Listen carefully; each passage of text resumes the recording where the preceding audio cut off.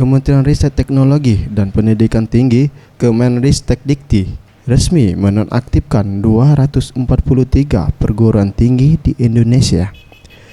Di dalam keterangan yang disampaikan melalui website Koordinasi Perguruan Tinggi Swasta Kopertis, ada beberapa hal yang menjadikan perguruan tinggi tersebut nonaktif. Di antaranya, masalah laporan akademik, masalah nisbah dosen, mahasiswa, dan masalah peraturan perundang-undangan. Penonaktifan sejumlah perguruan tinggi ini cukup membingungkan sejumlah perguruan tinggi maupun akademik. Salah satunya, Akademik Kesehatan Keperawatan dan Kebidanan Saptakarya Palembang. Menurut Rusman Saleh, kuasa hukum Akademik Kesehatan Saptakarya yang ditemui Sabtu 3 Oktober 2015 mengutarakan pihaknya tidak mendapatkan pemberitahuan sama sekali terkait penonaktifan kampusnya. Bahkan, pihaknya beralasan konflik dualisme kepengurusan yang terjadi di dalam kampus ini yang menjadi alasan penonaktifan. Namun, pihaknya tetap mempertanyakan kepada pihak Kopertis, berdasarkan apa Akademi Kesehatan dinonaktifkan dan tidak boleh menerima mahasiswa baru. Jadi saya melihat semulanya kisru ini akibat jembolnya konflik internal antara Esam mengenai kepemilikan. Nah, akibat konflik ini akhirnya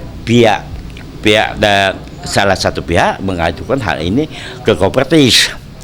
Nah, Kopertis memanggil pihak-pihak yang berkonflik untuk damai, artinya untuk apa? Untuk mengadakan perdamaian. Nah, ternyata dalam pertemuan itu tidak ada terjadi kesepakatan damai. Nah, yang pihak kami pada waktu sudah menunggu kalau damai nggak masalah. Tapi pihak yang penggugat, artinya pihak yang pembina itu ingin damai. Nah, pada saat itu juga saya nggak masuk. Pada saat itu juga keluar surat dari Kopertis ya. Pada saat itu juga yang ditujukan kepada kami bahwa kami tidak boleh menerima mahasiswa baru dan tidak laporan apa? Ditutupnya pangkalan PDP dan pangkalan PDP itu ditutup. Nah, saya mempertanyakan kalau untuk pangkalan PDP ditutup itu enggak pada saat itu enggak, mestinya teguran pertama, kedua, ketiga berarti makan waktu.